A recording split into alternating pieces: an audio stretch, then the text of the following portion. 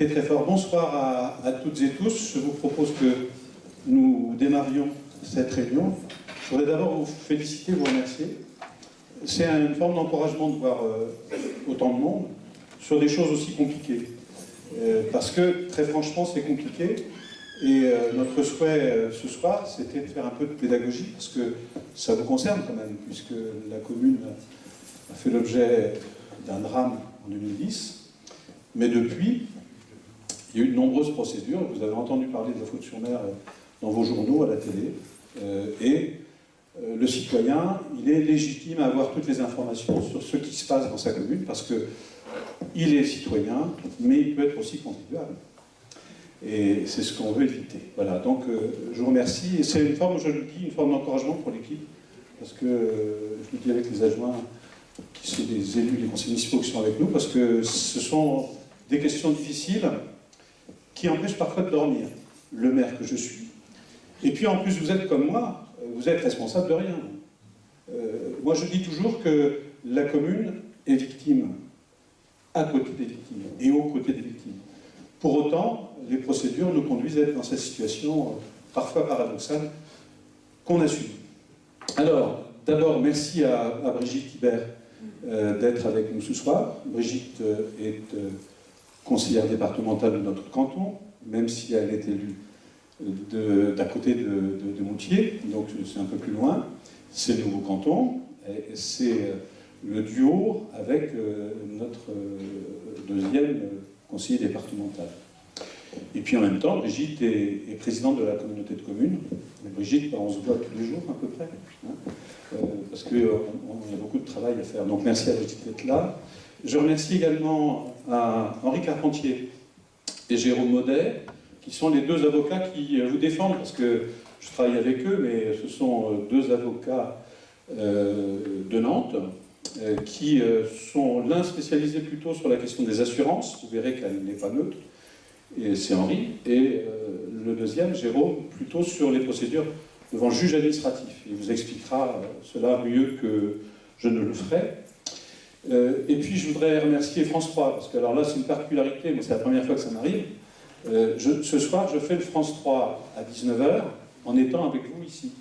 Parce qu'en fait, on vient de faire un différé avec la présentatrice du journal de France 3. Donc, de toute manière, vous ne pourrez pas le voir parce que vous serez encore là à 19h. Mais je vous invite à le regarder en replay. Et je remercie France 3 parce qu'il couvre là aussi un dossier qui techniquement est très compliqué et qui n'est pas facile, hein. On a essayé tout à l'heure de le faire en 3 minutes, d'essayer de passer des bons messages pour que la population nous soutienne. C'est le cas avec votre présence.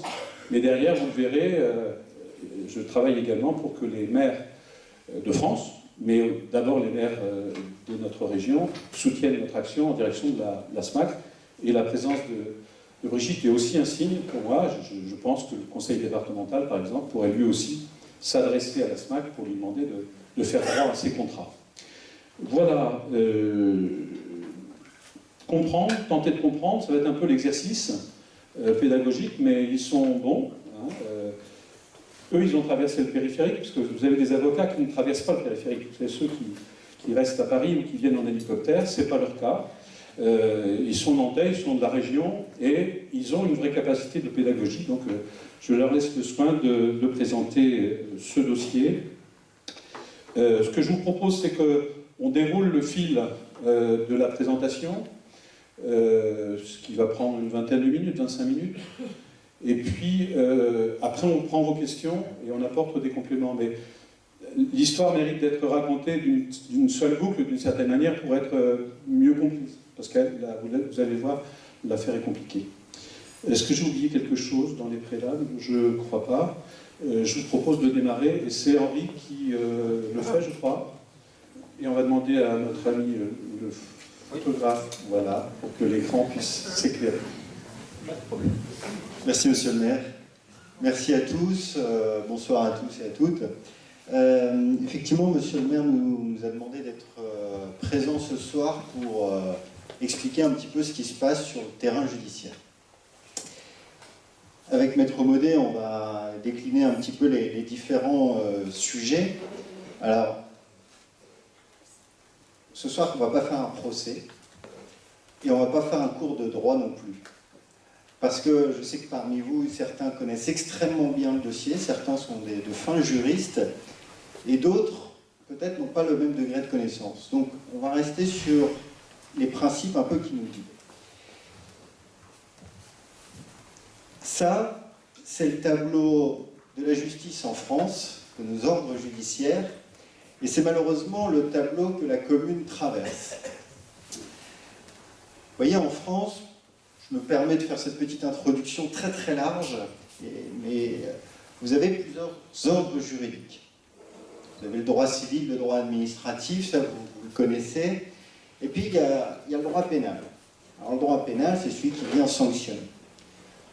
En principe, une action civile, donc si vous vous faites voler votre portefeuille, vous avez deux choses. Vous avez l'action du ministère public, le procureur, qui viendra sanctionner, poursuivre l'infraction devant la juridiction pénale.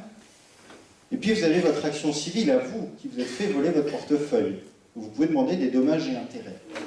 Et en principe, pour que ça aille vite, on permet à la victime de l'infraction d'exercer son action devant le juge pénal. Ce qu'on appelle la constitution de partie civile. Sauf que dans notre dossier, ça a démarré ainsi, mais on va le voir, il y a eu quelques vicissitudes juridiques qui ont amené ce dossier à traverser successivement nos différentes juridictions. Donc moi, je vais vous présenter ce qui s'est passé au niveau de l'instance pénale, et mon confrère Jérôme Monet, lui, s'attachera plus sur les terrains du droit administratif, et puis je clôturerai sur les problématiques d'assurance. Le dossier commence devant le juge pénal. Vous le savez tous, car le ministère public a choisi d'exercer des poursuites à l'encontre des personnes physiques, notamment l'ancien maire de la commune. C'est comme ça que le procès débute pour la commune. Et pour l'anecdote, la commune s'est trouvée violemment propulsée devant le tribunal des Sables-d'Olonne. Elle s'est trouvée violemment propulsée pour une raison très simple, c'est que la commune avait fait le choix, compte tenu de la charge émotionnelle, la technicité, et puis l'intérêt de la commune, de rester en retrait, considérant que l'action pénale était menée par le ministère public, que le ministère public était représenté à l'audience, que les victimes avaient leur droit légitime à demander réparation du dommage subi, mais que dans ce combat judiciaire-là, la commune se devait d'adopter une certaine neutralité républicaine. Sauf que 5 jours avant l'audience, je me souviens très bien de ce jour-là, monsieur le maire, parce qu'on a eu un coup de fil, en disant « la commune est citée devant le tribunal correctionnel des Sables-d'Olonne ». Élément extrêmement violent, sans signe avant-coureur, est cité, comble de l'ironie et de la violence, on va y revenir tout à l'heure, par son propre assureur. Parce que dans le tableau qu'on a eu, les victimes demandent leur indemnisation du préjudice à l'auteur, qui lui est assuré, donc l'ancien maire qui a son assurance, la SMACL, et la SMACL qui vient dire « Ah non, mais exclusion de garantie, je ne couvrirai pas les actes, les infractions commises par l'ancien maire. » Sauf que pour décliner cette garantie, c'est une petite disposition légale, on est obligé d'appeler le souscripteur principal du contrat. Si vous me suivez, le souscripteur du contrat, c'est la commune. Et c'est ainsi que 5 jours avant l'audience, la commune se retrouve citée, sans, encore une fois, de façon très violente, parce qu'il n'y a pas eu un simple courrier, un avertissement de la part de l'assureur mutualiste devant le tribunal correctionnel. Alors là, avec monsieur le maire, on a fait un choix stratégique qui consistait à ne pas se présenter devant le tribunal correctionnel. Ne pas se présenter, c'était quoi? C'était bien sûr le souci de garder la neutralité républicaine qu'on a évoquée au préalable. Mais c'était surtout une façon pour l'assureur de ne plus pouvoir opposer ces exclusions de garantie. Ça va? Est-ce que vous suivez quoi? Parce que voilà. Donc on fait le choix de ne pas se présenter. Le juge correctionnel, en première instance, sur le Cep de l'Homme, considère les infractions poursuivies par le ministère public constituées. Il entre en voie de condamnation. Il entre en voie de condamnation. Vous connaissez les termes de cette décision, allant en l'encontre notamment de l'ancien maire. Ça impliquait quoi à ce moment-là pour les parties civiles, les victimes? Ça impliquait qu'on restait dans l'hypothèse de notre voleur qui vous prend votre portefeuille. Les victimes pouvaient exercer leur droit à réparation directement devant les Sables d'Olonne. Et comme la commune, on avait adroitement joué cette citation qui était trop tardive, et bien la SMACL était obligée de garantir les anciens maires. Et donc on avait une situation, pour la commune, somme toute assez favorable, puisque les victimes recevaient dès ce jour-là, dès le rendu du jugement, ils étaient reçus dans leur demande d'indemnisation, et surtout, nous, communes, on avait l'assureur qui jouait sa garantie. Et c'était, encore une fois, un procès pénal, en dépit de son ampleur, de son retentissement médiatique, finalement l'issue assez identique que le voleur du portefeuille. Sauf que l'auteur de l'infraction a décidé d'interjeter appel. C'est son droit le plus strict, il l'a exercé devant la Cour d'appel de Poitiers. Devant la Cour d'appel de Poitiers, on a eu une décision à la fois identique sur la première instance, mais en même temps totalement différente. La décision de Cour d'appel de Poitiers, elle est identique en ce qu'elle retient la responsabilité pénale des auteurs de l'infraction. 9 des 11 fautes qui étaient reprochées à l'auteur de l'infraction sont jugées et sont reconnues comme telles. Il est donc définitivement coupable des infractions reprochées. Ça, aujourd'hui, c'est définitif, puisqu'il y a un pourvoi en cassation, mais c'est sur le côté civil, mais d'un point de vue pénal, la responsabilité pénale est aujourd'hui définitivement jugée et consacrée par la Cour d'appel de Poitiers. La question est autre pour les victimes et pour la commune. La commune s'est de nouveau retrouvée propulsée au cœur de cette instance pénale. Elle a de nouveau été citée par son assureur qui tenait absolument à pouvoir exclure sa garantie et qui, pour ce fait, avait besoin de notre présence devant la Cour d'appel de Poitiers. Sauf que, et c'est là où, si on vous souvenez notre tableau initial, hein, j'ai l'instance pénale, l'instance administrative et l'instance civile, on va se mettre, la Cour d'appel de Poitiers va nous faire traverser le champ et va nous renvoyer devant le juge administratif. Pourquoi ? En première instance, le juge pénal avait dit que l'auteur de l'infraction avait fait une faute personnelle. C'est-à-dire que, certes, je suis poursuivi au regard des fonctions de maire que j'exerçais à la commune de Fautes-sur-Mer, mais les Sables d'Olonne avaient jugé que les fautes étaient d'une telle gravité que c'était plus schématiquement des fautes de service, c'était des fautes personnelles. Et donc qui ne viennent plus peser sur la fonction du maire, mais qui viennent peser sur la personne. Et ça a été remis en cause au niveau de la Cour d'appel. La Cour d'appel a considéré que, bien sûr, il y avait des fautes qui ont été commises, puisque la responsabilité pénale est là, est jugée et définitive, mais que ces fautes étaient non détachables finalement du service. Et que s'il y avait bien une responsabilité pénale, une responsabilité personnelle, sinon la personne n'aurait pas été condamnée, ça restait des fautes liées à sa fonction. Qu'est-ce que ça veut dire ? Ça veut dire que si vous agissez en réparation, à ce moment-là, vous ne pouvez plus le faire devant votre juge pénal. Et c'est là où la Cour d'appel renvoie tout ça, toute l'indemnisation, devant le juge administratif. On peut s'interroger finalement sur... Parce qu'il y a un pourvoi qui est en cours sur les aspects civils.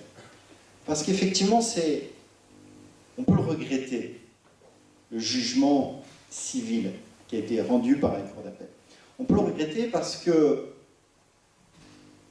quelle que soit l'appréciation des uns et des autres, hein, je tiens à préciser que je ne suis que sur la technique juridique,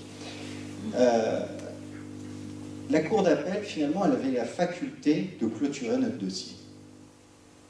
Puisque elle indemnisait les victimes, l'assureur était déjà dans le procès.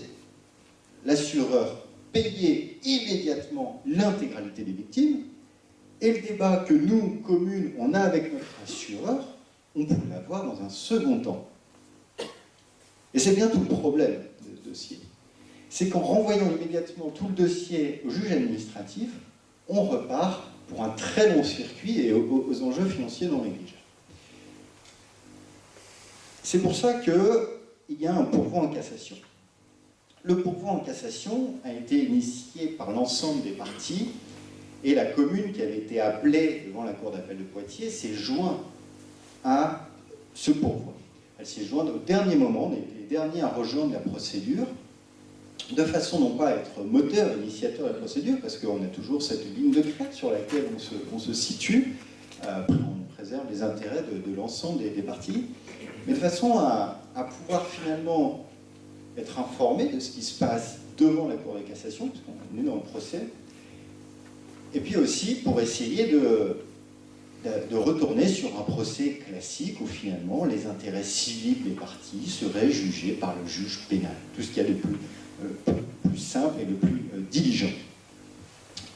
Pour l'instant, l'arrêt est en attente, il sera rendu le 2 mai prochain, mais un pourvoi en cassation n'est pas suspensif des décisions de la Cour d'appel, et c'est pour ça que je vais passer la parole à mon confrère Jérôme Maudet, que l'ensemble des actions sont dès à présent portées devant le juge administratif.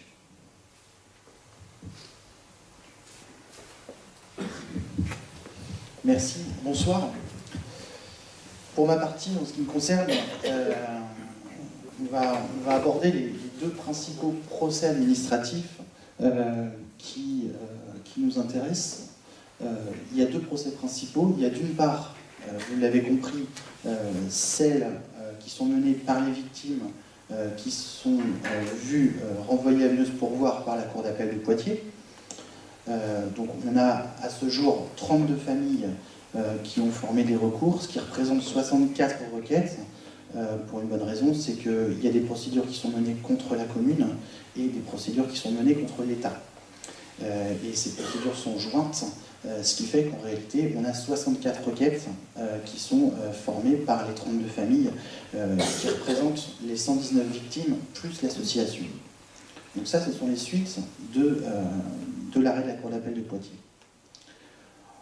Autre procédure qui a été menée, c'est une procédure assez étrange qui a été menée par l'assureur du Crédit Mutuel qui a indemnisé ses assurés et qui, contrairement à l'usage, a décidé de faire un recours contre la collectivité pour aller récupérer ses sous, alors même que cet assureur est lui-même réassuré auprès de l'État. Donc, je ne sais pas si vous voyez le schéma, mais on a un assureur qui est assuré auprès de l'État, qui vient rechercher la responsabilité de la collectivité, qui elle-même est obligée de se retourner contre l'État pour solliciter une partie de remboursement. On est dans la justice kafkaïenne. Donc, l'ensemble de ces procédures, elles sont menées par les victimes ou l'assureur pour ce qui concerne les ACM, et les responsabilités qui sont recherchées sont celles en premier titre de la commune, de l'État et de l'association syndicale de la Vallée du Lay. Rapidement sur les ACM, on a un jugement qui a été rendu par le tribunal administratif de Nantes qui a rejeté la demande de garantie présentée par la commune contre son assureur, non pas parce que l'exclusion de garantie était valide, mais tenez-vous bien, c'est que le contrat passé entre la commune et son assureur, avant l'entrée en vigueur de la loi Murcef en 2001, a été considéré comme un contrat de droit privé. C'est-à-dire que le juge administratif, après avoir dit aux victimes « vous allez devoir aller vous présenter devant le TA », après avoir été mis en cause devant le juge judiciaire par son propre assureur, eh bien, le tribunal administratif a considéré qu'il ne relevait pas au tribunal administratif de se prononcer sur la question de la garantie de la SMACL. Et alors, mon confrère Carpentier vous en parlera, mais la première instruction de ce jugement, c'est de dire à nous, communes, allez mieux vous pourvoir devant le tribunal de grande instance. Refaites une procédure contre votre assureur devant un autre ordre de juridiction. On est dans le chemin de croix procédural. Ouais. Je voudrais juste, et je vais laisser le soin à Jérôme de continuer, vous dire deux choses que j'ai oublié de vous dire dans le préalable. En France, en République, on ne commande pas les décisions de justice. Donc nous gardons, les avocats et moi-même, et les élus, de commenter les décisions de justice en disant c'est n'importe quoi ou c'est bien.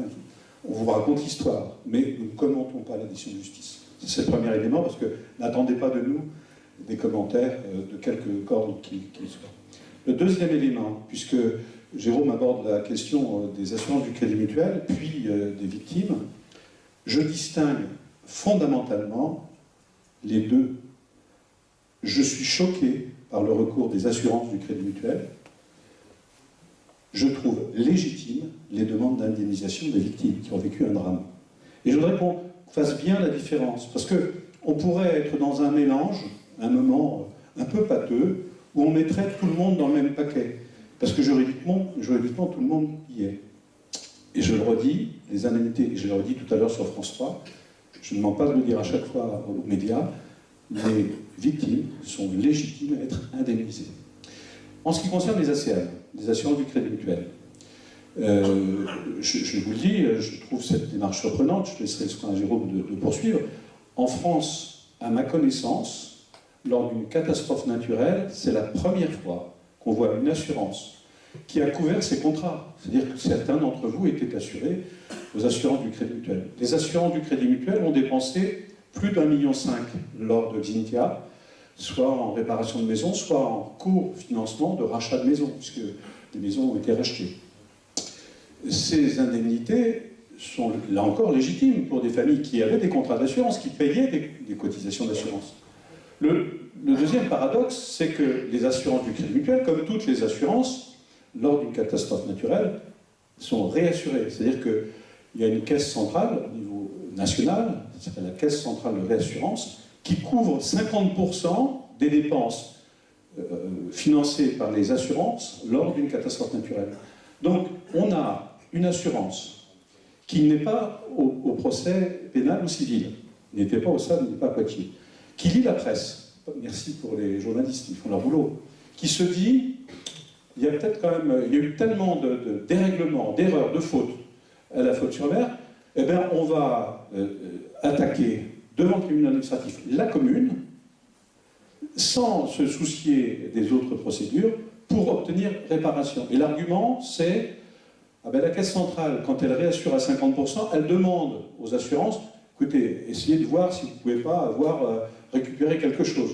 Donc, vous voyez le paradoxe. Donc, ma relation avec les assurances du crédit mutuel n'est pas de même nature que pour ce qui concerne les victimes. C'est ce que je voulais vous préciser.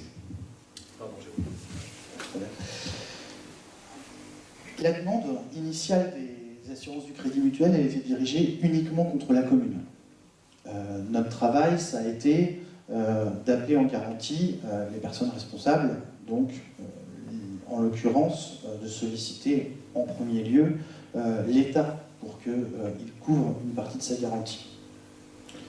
Le tribunal, lors de l'audience, proposait de mettre à la charge de la commune, sauf erreur de ma part, 65% de responsabilité, et puis 15% pour la SBL, et donc un petit peu moins pour l'État.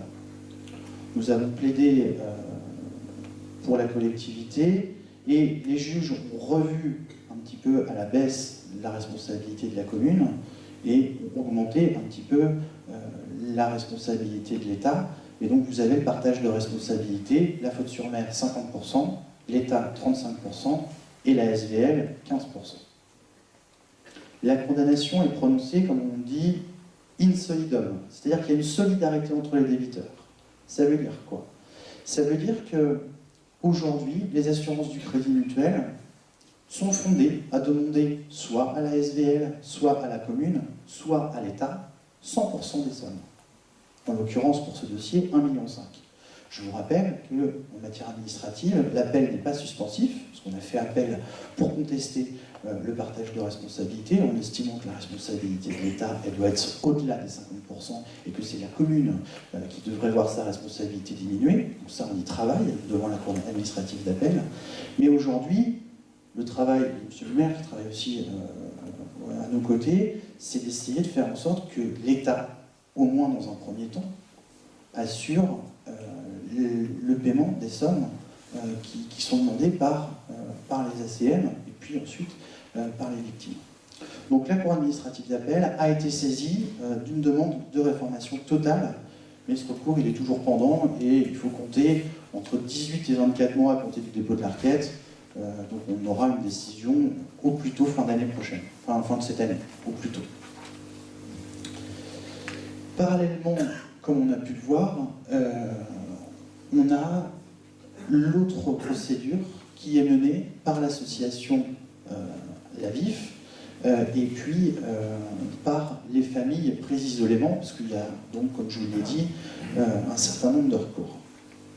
On a eu un premier jugement du tribunal administratif de Nantes qui opposait donc La Vif à la commune. Donc vous avez les résultats, et les parts de responsabilité sont identiques, parce que le jugement du tribunal administratif, de façon assez cohérente, reprend les mêmes partages de responsabilité, reprend la solidarité, et donc vous avez les résultats.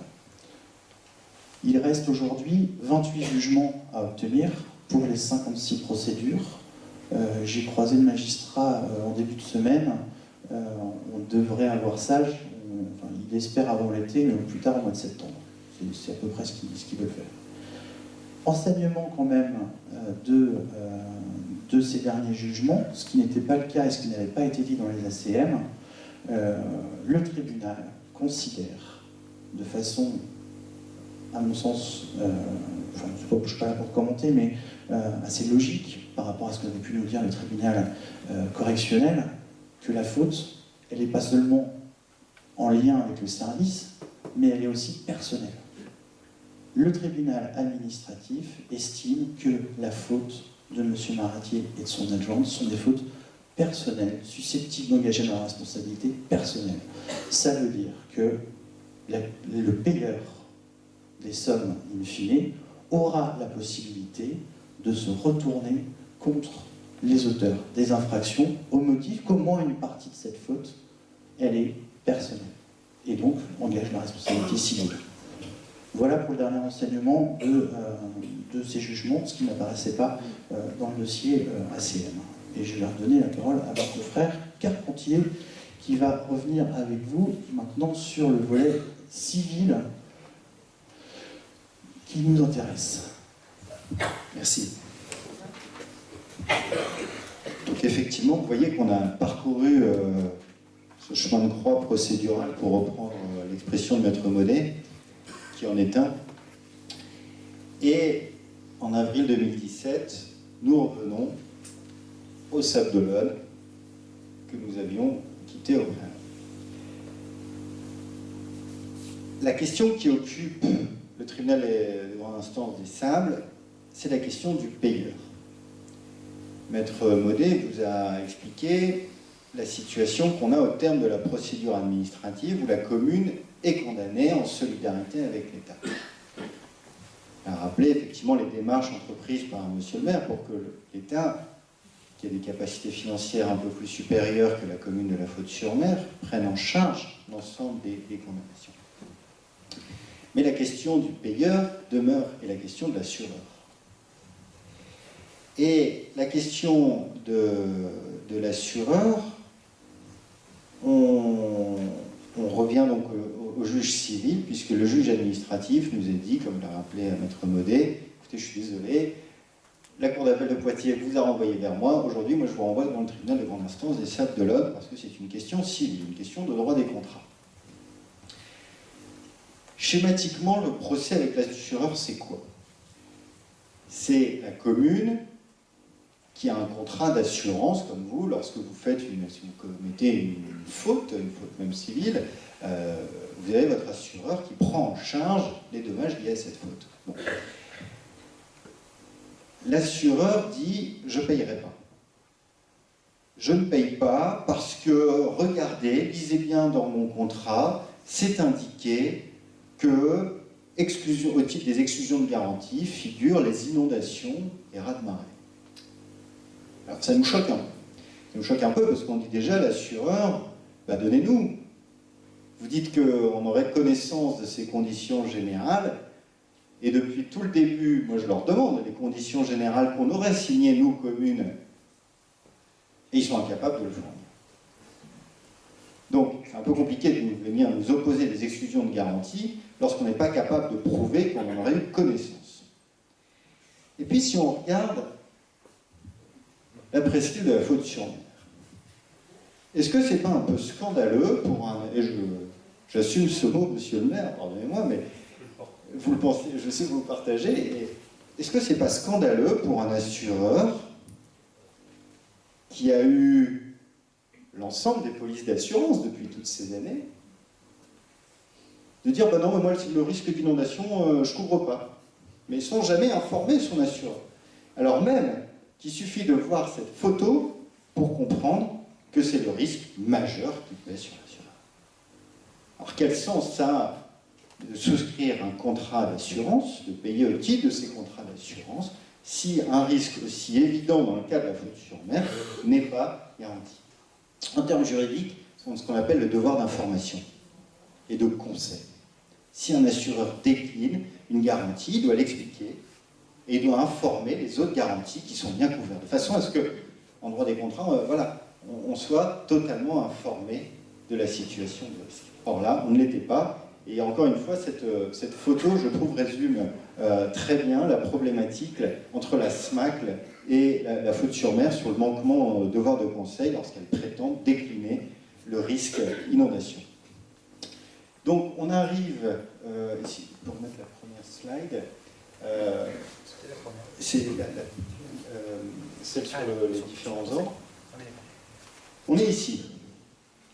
Sauf que notre assureur vient de demander ce qu'on appelle un sursis à statuer. On a appelé l'assureur en paiement, notamment de la condamnation des ACL, à hauteur d'1,6 million. L'assureur dit, oh là là, il y a un pourvoi en cassation.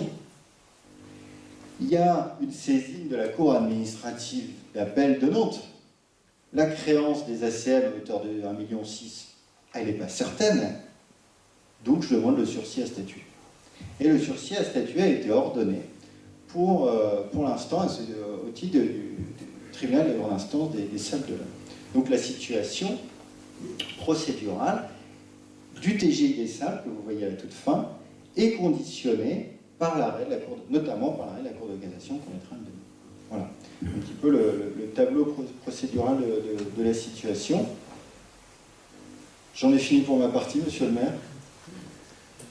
Merci. Donc, quelques mots, on va parler des frais de procédure de l'ancien maire, et des frais d'avocat, parce que vous en avez entendu parler depuis l'été 2016.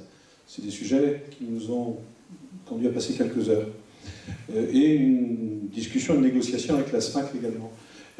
Avant, je reviens sur la SMAC, quand même, pour que vous sachiez tout, puisque, bon, vous le savez, Jérôme et Henri l'ont précisé, l'attitude de cette société mutuelle n'est pas normale, encore moins en direction de la commune de France la plus sinistrée depuis la dernière guerre, et je suis un grand défenseur des valeurs du mutualisme. Donc je mène un combat contre la SMAC.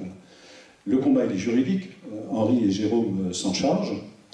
Le combat il est également politique, c'est-à-dire que devant l'incapacité de la SMAC à venir à des attitudes normales, je dis normales, j'ai écrit à tous les maires de France, alors, parce que d'une certaine manière, nous sommes actionnaires de la SMAC, c'est une société mutuelle, pour que les maires qui sont solidaires avec notre démarche écrivent à la SMAC.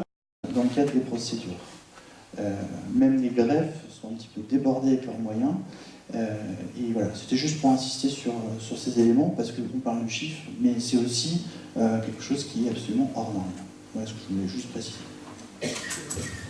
Voilà, merci à nos avocats, merci à vous pour votre patience. Et gardez le sourire, hein. Voyez, restez la tête droite, regardez loin, n'ayez pas peur. On est là, on se bagarre et on se défend. À vous les questions, parce que les sujets sont très compliqués. Alors, je vais vous passer mon micro, parce que celui-là marche plutôt bien.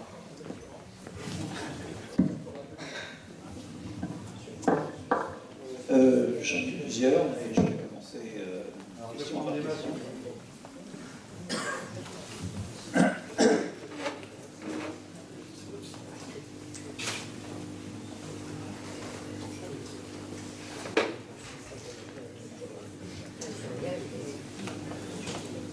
J'avais été surpris de lire dans vos communications le terme prétendue clause.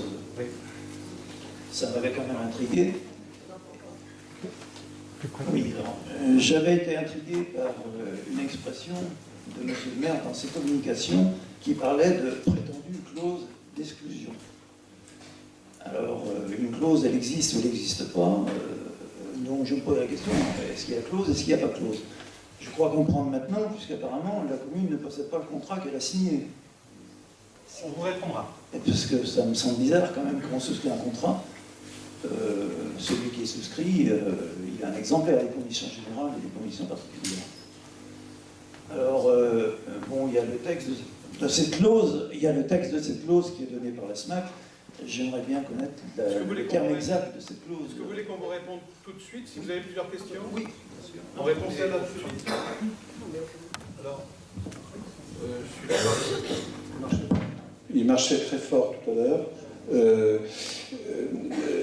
Henri notamment répondra, Henri Carpentier répondra, mais juste vous dire, parce que j'assume mes prétendus, c'est moi qui l'écris, hein.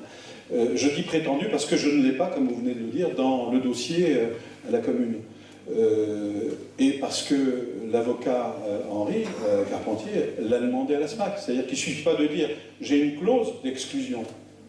C'est une affirmation de la SMAC. Mais pour l'avoir, il faut qu'elle soit contractuelle, il faut qu'elle soit connue de la commune. Alors, la commune, on est remonté, je crois, en 89. Je crois que la SMAC l'assurait déjà avant 89, la commune. Nous n'avons pas, dans les archives de la commune, un contrat avec un cahier des clauses générales et des clauses d'exclusion telles que celles que nous présente la SMAC. Voilà. Henri ? Donc, j'en conclus que c'est une carence de l'ancienne municipalité. Logiquement, administrativement, moi, je comprends. Chaque particulier a ses contrats. Alors, en droit des contrats, vous avez l'assureur et le souscripteur du contrat. Dès lors que l'assureur veut se prévaloir d'une exclusion de garantie, il doit prouver, et c'est à lui de prouver, que le souscripteur du contrat avait connaissance et avait signé l'exclusion de garantie. Et c'est bien ce qui nous occupe aujourd'hui. La SMACL produit des conditions générales applicables au contrat promu, un article 7, les dommages causés par les infiltrations, refoulements ou débordements d'eau de mer, de lacs, de cours d'eau, de bassins ou de canaux, ainsi que la rupture de barrages, de retenues d'eau ou de réservoirs ne seraient pas couverts par le contrat promu. Nous, on dit, prouvez-nous que nous l'avez porté à notre connaissance et que nous l'avons accepté. Et depuis tout le cheminement judiciaire qu'on a eu jusqu'à ce jour, ils sont incapables de prouver cet élément-là. Voilà. Bon, je ne voudrais pas être trop technique, mais cette exclusion concerne l'ensemble des garanties ou seulement les dommages suite à la catastrophe naturelle. C'est difficile de discuter d'une clause quand on n'a pas la clause sous les yeux, parce que c'est important. Enfin, sens, c'est très important. C'est tout le procès qui se pose. C'est ce qu'on dit au juge. C'est difficile de se prévaloir d'une clause lorsque vous ne la portez pas à la connaissance de votre co-contractant. Cette clause, juste pour établir, vous avez un contrat qui protège la commune dans sa responsabilité civile. La commune commet un dommage, à ce moment-là, il y a l'assureur qui doit entrer en action. Donc, cette clause empêche toute garantie sur tout type de faute dès lors que le dommage résulterait d'une inondation, débordement, etc. etc. C'est là où est la difficulté. Et devant le tribunal des grandes instances, des Sables d'Olonne, on soutient un deuxième moyen qui consiste à dire quand bien même, allez, mettons que vous arriviez à prouver que cette clause, vous nous sortez un document, je ne l'ai pas vu pour l'instant, mais qui aurait été accepté par la commune. Hypothèse. Est-ce que, avec une telle clause, vous ne contrevenez pas à l'essence même du contrat de l'assureur de responsabilité civile au regard de votre devoir de conseil, eu égard à la spécificité topographique de la commune? Vous voyez, voilà les termes du débat judiciaire. On pourrait en parler un peu plus longtemps sur la jurisprudence de la Cour de cassation, mais là, je risque d'en perdre certains. Parce que, on va prendre une deuxième question. oui, j'ai amené mon contrat d'assurance personnelle. Cette clause, elle existe également dans mon contrat. Oui, ben, C'est une exclusion générale à toutes les vous garanties. avez la chance de l'avoir. Ah, Nous ne l'avons pas. oui, non, mais... Alors attendez, on va faire tourner le micro pour que les questions soient entendues et qu'on puisse y répondre. Après, il y a Alain Picard qui peut répondre. Bonjour. Bonjour. Donc, je voulais reprendre les termes de monsieur là, concernant l'assurance. Donc, concernant les contrats d'assurance sur les inondations, donc vous n'avez pas trouvé les conditions générales, mais est-ce que ce jour, la commune a un contrat avec les nouvelles clauses en cas d'inondation? Vous voyez ce que je veux dire? Est-ce que vous avez re-signé un contrat dans lequel est notifié dans les conditions générales que s'il y avait un nouveau problème, les contrats d'assurance seraient pris en cas d'inondation? Parce que si la commune n'est pas prise, nous en tant que particuliers, aller dire à l'assurance que la commune n'est pas prise, qu'est-ce qu'ils vont nous répondre? Alors, je vais vous répondre assez simplement. En même temps, vous allez voir que c'est un petit peu plus compliqué. J'ai fait le choix de ne pas dénoncer les contrats avec la SMAC tant que le dossier de la SMAC n'était pas purgé. Parce qu'il y a un moment, cette assurance qui a dû encaisser plus de 800 000 € depuis les premiers contrats, vous voyez, on est remonté à 89. Il faut purger cette question, et le juge le fera. Si j'étais dans une rupture de contrat avec la SMAC dès maintenant, je peux vous assurer que ce serait moins facile. Je peux vous assurer que le lendemain du jugement du tribunal des Sables d'Olonne, je lance une consultation, c'est d'ailleurs une mission que j'ai confiée à Nathalie, pour reprendre la totalité des contrats et mettre en concurrence la SMAC. Mais vous voyez, il y a des moments où il faut d'abord tenir avant de courir. Alors, Alain, je crois, une question.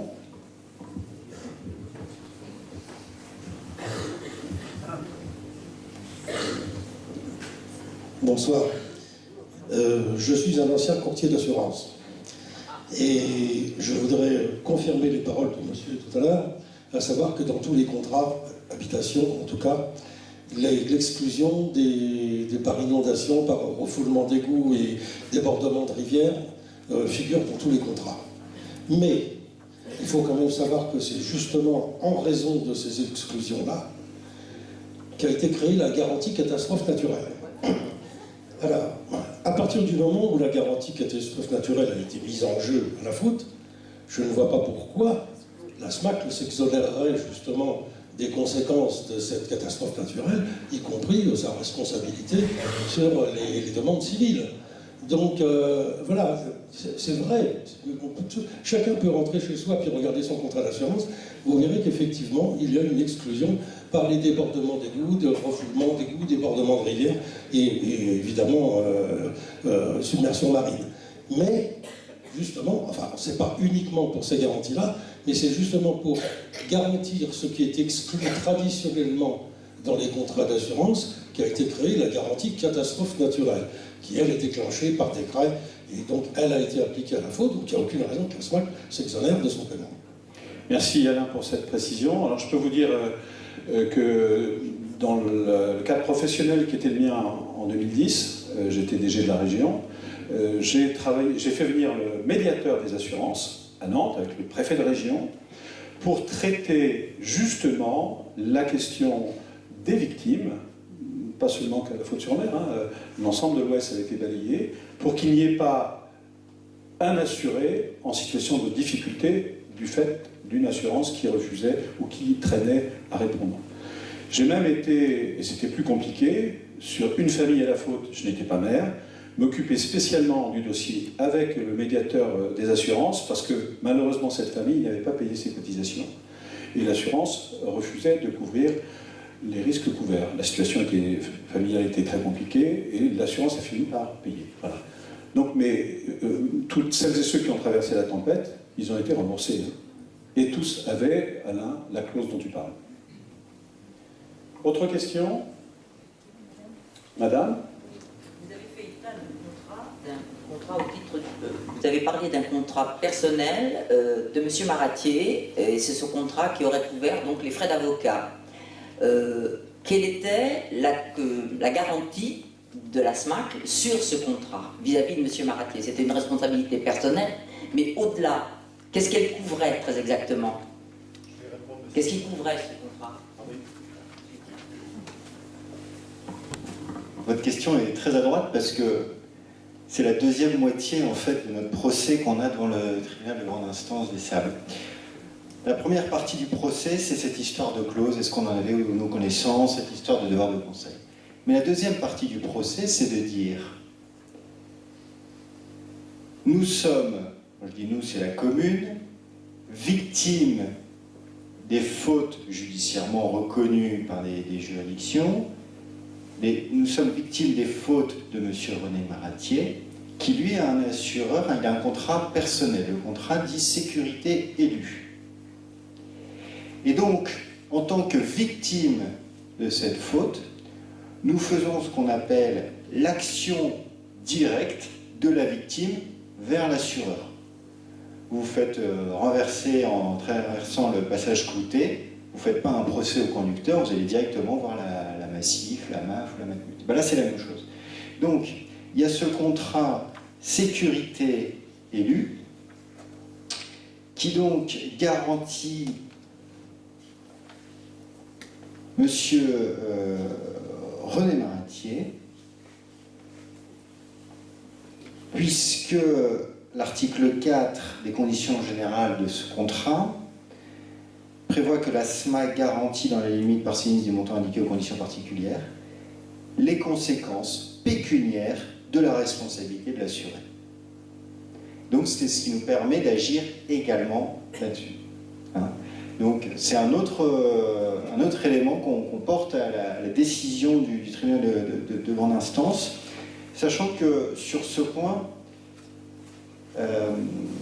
je fais attention à le procès est toujours en cours, donc je fais attention parce que les paroles sont enregistrées, mais sur ce point, je ne peux pas vous donner la position de la SMAC, puisqu'elle a choisi de ne pas répondre sur le fond, mais de bloquer immédiatement le procès par le biais du sursis à statuer. Mais effectivement, c'était le deuxième moyen que nous faisons contre la SMAC. Merci. D'autres questions? Oui.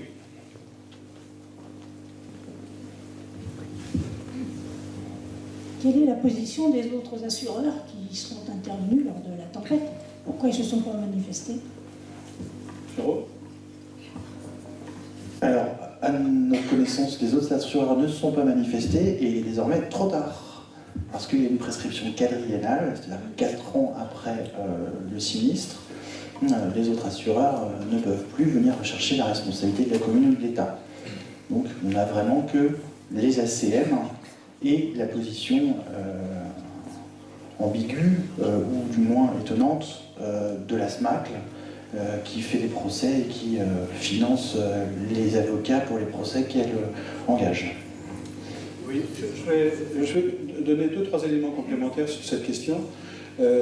parce que lorsque j'ai négocié les frais irrépétibles avec le président de la SMAC, il était remonté comme une pendule contre les assurances du Crédit Mutuel, en disant il faudrait que Bercy, parce qu'en France, les assurances sont quand même sous un contrôle du ministère des Finances, un contrôle serré, et il disait il faudrait que Bercy, le président de la SMAC était un ancien haut fonctionnaire de l'inspecteur des finances de Bercy, il faudrait que Bercy impose aux assurances du Crédit Mutuel de ne pas mettre en cause de cette manière-là une commune. Donc, vous voyez, et c'est vrai que c'était très singulier de la part des assurances du Crédit Mutuel.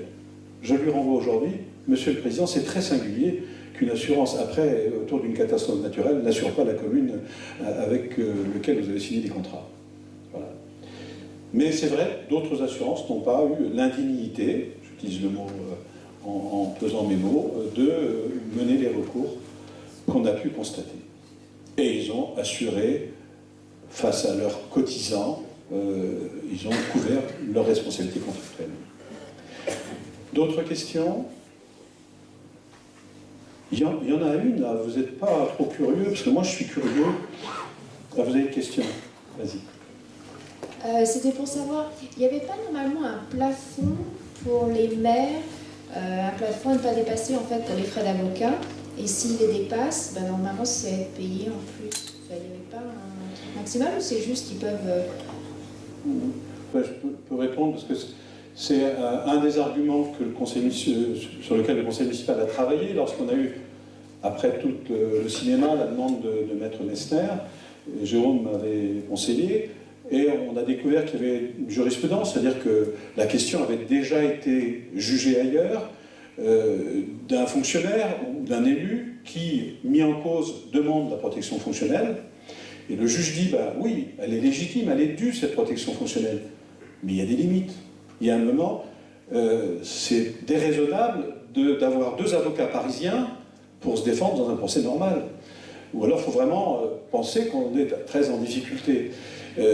Mais donc, c'est plutôt la jurisprudence, hein, Jérôme, qui vous m'arrêtez si je me bêtise, c'est plutôt la jurisprudence qui dira, on arrête, vous avez déjà largement eu les moyens, et on parle de moyens financiers, on est à hauteur de 500 000 euros pour René Maratier. Donc, à partir de ce moment-là, on pense normal qu'on arrête. Et ça, c'est le juge, éventuellement. Lorsque la question de Maître Garot, le dernier, Denis Garot, sera traitée devant le juge, si rien n'est fait, parce que nous, on ne payera pas, Laurent, Bernard, on en a marre. Si le juge dit, mais vous devez payer, ben on lui dira, mais regardez ce qui a déjà été payé. Et après, le juge, il dira, et je ne commenterai pas la décision du juge, parce que c'est la République. Mais contractuellement, en fait, il n'y a pas de niveau. Non. Alors, c'est compliqué, parce que c'est un deuxième dossier. Enfin, là, je vous réponds, qu'est-ce que répond un juge face à une demande de protection fonctionnelle? Par contre, dans les contrats d'assurance, là, je suis sûr que mes amis assureurs vont réagir, c'est normal. Regardez bien vos contrats d'assurance, parce que vous avez souvent des plafonds. C'est-à-dire, je vous rembourse jusqu'à tel montant. Je vous rembourse au-delà de tel montant. Donc ça, il faut regarder dans les contrats. Alors ce qui est curieux, c'est que la SMAC dit oh, mais j'ai fait de la solidarité parce que j'étais hors des plafonds. On s'en fiche, c'est le problème, notamment pour les frais d'avocat. Ça, c'est pas mon problème. C'est le problème du contrat entre la SMAC et René Maratier. C'est pas le problème des contribuables et des citoyens. D'autres questions? Oui. S'il vous plaît. Si nous perdons, malheureusement, ce procès, ces procès, que se passe-t-il pour la mairie? Que se passe-t-il pour les concitoyens? Est-ce qu'on peut payer? Est-ce qu'on peut se mettre en faillite? Est-ce que, malheureusement, les familles des victimes ne seront pas remboursées? Enfin, tout de suite. Et qu'est-ce qui va se passer? Alors, c'est une excellente question qui, de temps en temps, nous réveille la nuit. Parce que, je reformule votre question, c'est pas si nous perdons, c'est nous avons déjà perdu. Et tant mieux pour les premières familles de victimes qui ont désormais droit à des indemnités que le juge a fixées. Alors, moi je mène avec l'équipe 3 combats, et je le fais simultanément, au-delà de l'information qu'on vous doit. Le premier, c'est nos 2 avocats préférés qui les mènent devant le tribunal de grande instance des Sables, c'est-à-dire on va gagner contre la SMAC. Mais je ne suis pas maître du calendrier. Le deuxième combat, c'est un combat médiatique, politique, que je mène en direction d'une mutuelle, en disant à mes 35 000 collègues maires, aidez-moi à faire levier sur cette assurance qui ne joue pas le jeu. Et la démarche, dans le courrier que j'envoie, je dis aux maires, regardez votre contrat avec la SMAC et envisagez éventuellement d'en changer. C'est-à-dire que s'il y a un mouvement, et le mouvement commence à s'amorcer, parce qu'il s'amorce pour une raison simple, c'est que je commence à voir la SMAC réagir. Donc ça veut dire qu'ils se rendent compte qu'ils peuvent perdre des clients. On n'a pas l'obligation d'être assuré à la SMAC. Donc le deuxième combat, il est médiatique et commercial. Faire pression contre la SMAC pour qu'elle assume la commune de France la plus sinistrée depuis la dernière guerre. C'est ce qu'il faut dire, c'est simple, c'est rapide. Le troisième levier, et celui-là, il va directement répondre à votre question. Jérôme et Henri, les deux avocats nous ont dit « Vous avez été condamnés in solidum », déjà, sur les assurances du crédit mutuel, sur la VIF et sur les 4 premières familles. Sur le in solidum, alors ils l'ont expliqué tout à l'heure, c'est un peu compliqué, moi j'ai toujours un peu de mal. Le in solidum, c'est qu'on est tous responsables des autres. Et j'ai demandé à l'avocat des assurances du crédit mutuel, puisque nous avons été condamnés, et j'ai demandé également aux avocats des familles de demander à l'État, alors je dis de se mettre en rang 1, Laurent me reprend, c'est pas tout à fait le rang 1 c'est pour expliquer. J'ai demandé aux avocats de demander à l'État de prendre le in solidum pour tous les autres, dans un acte de solidarité nationale.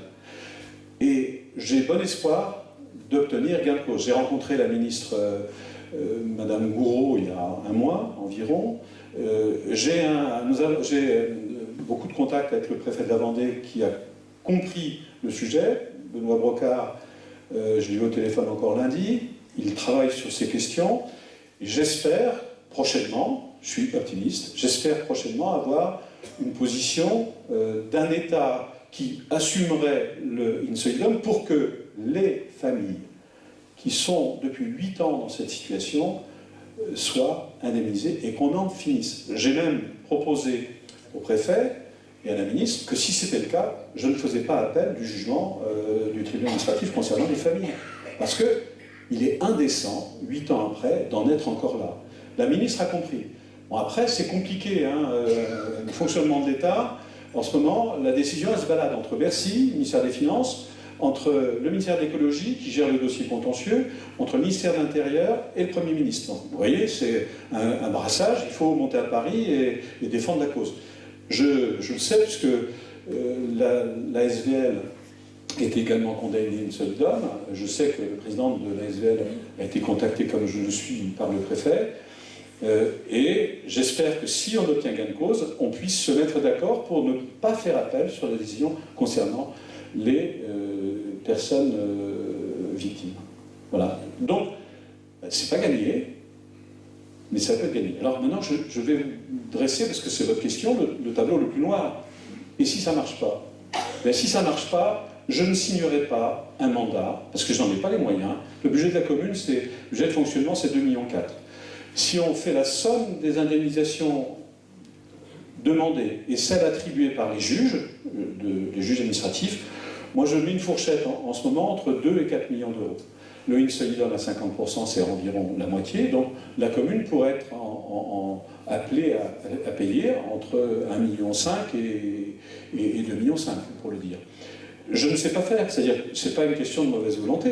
Je souhaite que les victimes soient indemnisées rapidement, mais je ne sais pas faire. Et je dirais au préfet, monsieur le préfet, prenez la main. Donc c'est une mise sous tutelle du budget de la commune, c'est comme ça que ça s'appelle. C'est pas un beau mot parce qu'il me semble qu'on est des élus responsables.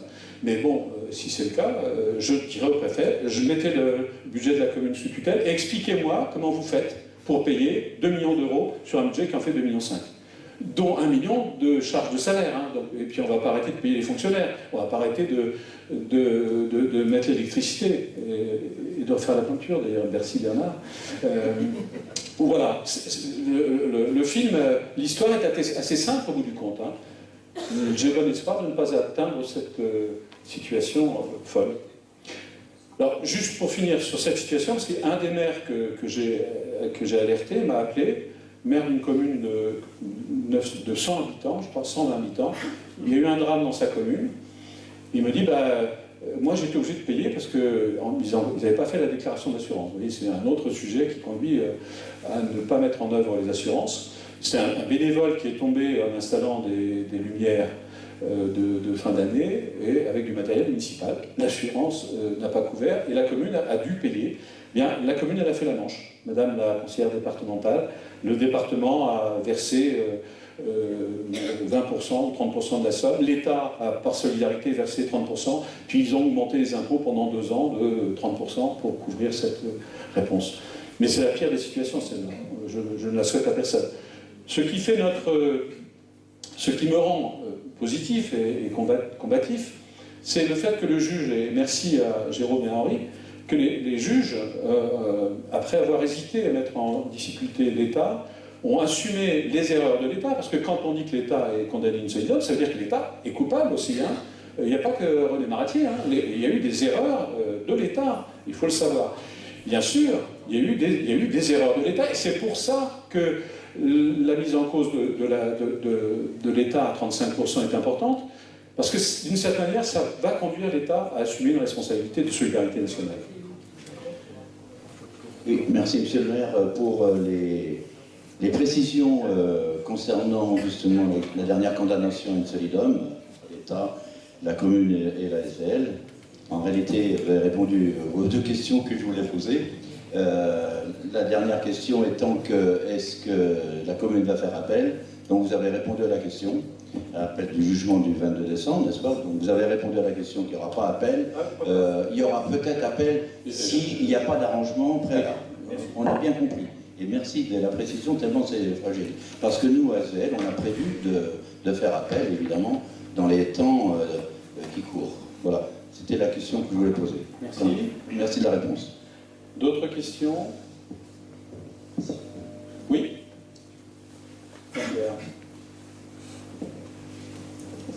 Je pense que la Faute-sur-Mer n'est pas le premier village, la première ville à souffrir d'inondations. Est-ce que cette assurance, la SMAC, a-t-elle, dans d'autres situations, fait valoir cette clause d'exclusion?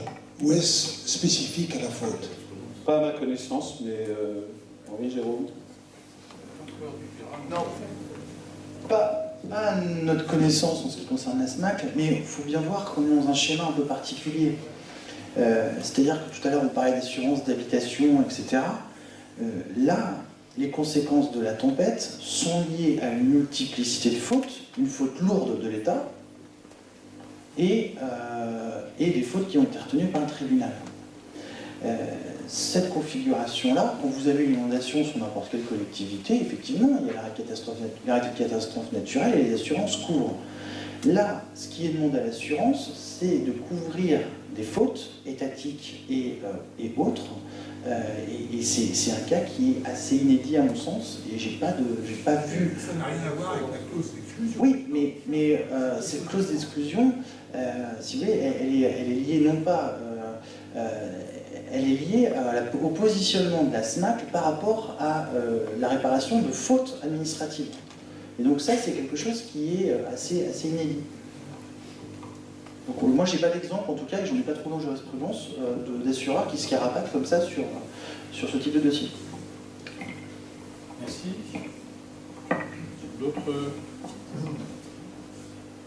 D'autres questions? Oui. Non. Juste une précision. Oui, bonjour. Juste une précision. Je représente les victimes ici. On est dans le même sens avec la mairie, concernant, on va dire, le côté in solidum. Actuellement, on œuvre comme le maire dans le même sens à Paris. Je vais à Paris aussi régulièrement. Je vais encore à Paris la semaine prochaine.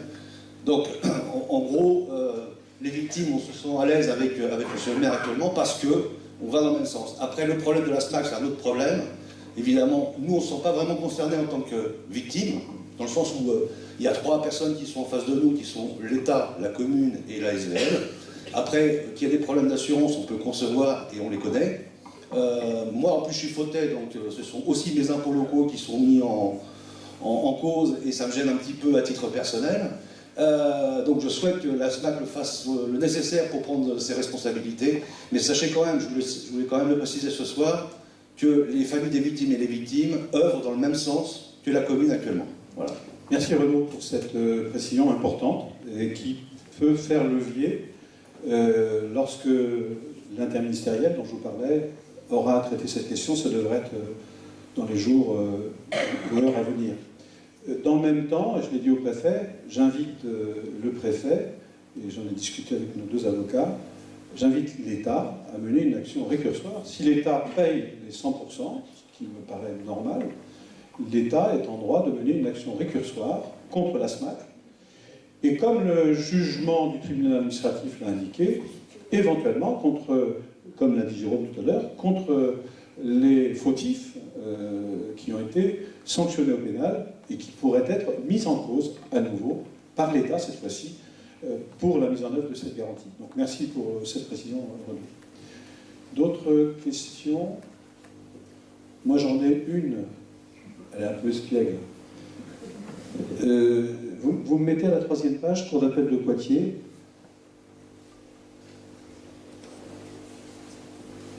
Condamnation pénale, ça veut dire quoi? Interdiction définitive d'exercer une fonction publique. Est-ce que M. Maratier n'est pas fonctionnaire? Alors, le débat, enfin, la question s'est posée, effectivement, on s'est demandé ce que ça recouvrait. Ça n'empêchera pas René Maratier d'être élu au conseil municipal.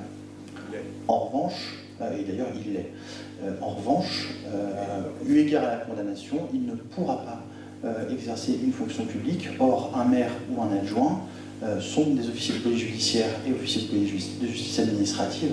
Donc il y aura une incompatibilité avec les fonctions de maire ou d'adjoint. Vous vouliez savoir, vous savez. Y a-t-il d'autres questions? S'il n'y en a pas, je vous remercie pour votre patience, votre attention. Je vous précise, j'ai oublié de le faire parce que le sujet était compliqué, que vous avez vu la salle. Merci aux équipes, Eric qui était avec nous, il est là-bas avec Nathalie, Jean-François est dans la salle. Merci à Bernard qui est à la manœuvre. Vous avez vu que après le plafond, après les lumières, après les rideaux, voilà les peintures, il ne reste plus que les WC. Bon, on finit par ce qui est pourtant important, mais merci à l'équipe qui redonne un cachet à cette salle. Et il y aura aussi des petits travaux à l'extérieur qui en ont besoin. Et puis on vous donne rendez-vous, ne vous inquiétez pas, la newsletter est précieuse pour vous donner des infos, hein, on n'hésite pas à le faire. Et le 21 avril à 18h, comme tous les mois de Pâques, tous les ans depuis le début du mandat, on prépare un temps avec vous pour faire l'état d'avancement de nos projets, parce que on le dit toujours hein, avec l'équipe municipale, il y a trois choses qui nous mobilisent tous les jours. La première, c'est la protection, les digues. Vous allez voir qu'en 2018, là encore, on va avancer, progresser sur les digues et donc sur les pistes cyclables. Le deuxième sujet, c'est les dossiers judiciaires, ils sont compliqués. Merci d'avoir pris la patience de les comprendre avec nous. Et le troisième, c'est qu'il y a un avenir à notre belle commune. Il y a un avenir, elle est belle. Quand Henri nous montre ça, non seulement il dit, mais vous voyez que c'est une presqu'île, mais en plus c'est beau. Et on est fiers, on est heureux d'y vivre. Et il y a des projets, et le paysage change. Il y a un golf, il y a bientôt un parc. N'hésitez pas à venir voir le commissaire enquêteur, on a besoin de vous, parce que c'est pas l'État qui nous aide beaucoup sur le dossier, l'aménagement du port, un centre équestre. Donc il y a aussi des projets, on vous dira où on en est le 21 avril. Merci à vous et bonne soirée. Il y a un verre, parce que nous on a parlé, mais vous avez écouté, donc on a un verre quand même à partager pour cette belle soirée. Merci à vous.